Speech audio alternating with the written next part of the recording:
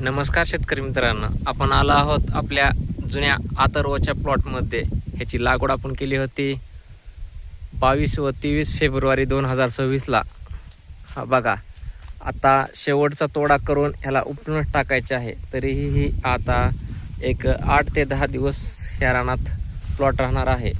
ह्या प्लॉटवर हे असे खराब फळे आहेत व त्या फळावर फळमाशीचा चांगलाच प्रादुर्भाव झाला आहे.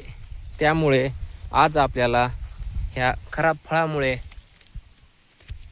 एक फळमाशीसाठी आपण एक चांगला स्ट्रॉंग स्प्रे घेणार आहोत.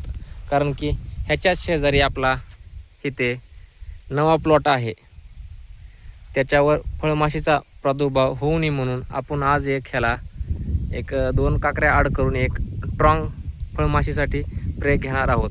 आपण मक्षिकारी ट्रॅपही लावले होते, पण त्यांची कार्यक्षमता लईत लई 10 ते 15 दिवसच चांगली कार्यक्षम असतात व फळमाशीची लाईफ सायकल जास्त दिवस चालू नये म्हणून आपण हा स्प्रे घेणार आहोत.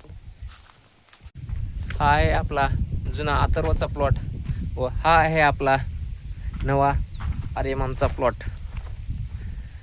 आपण आज फळमाशीसाठी फवारणी घेणार आहोत. धानुका कंपनीचे धानुसार आपण STB द्वारे फवारणी घेणार आहोत व प्रत्येक फवाऱ्यासाठी 60 मिली आपण धानुसार वापरत आहोत.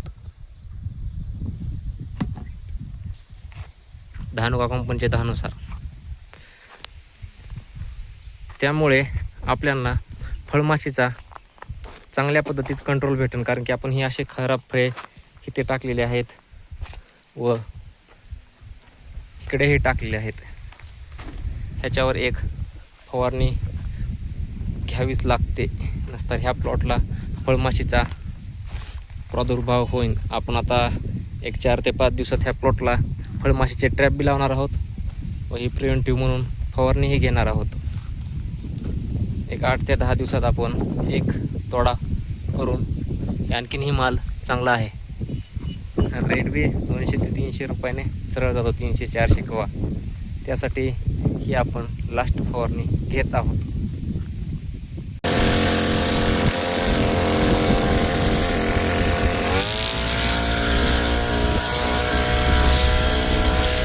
चालू आहे आपली धानुसारची टमाटो प्लॉटला फवारणी.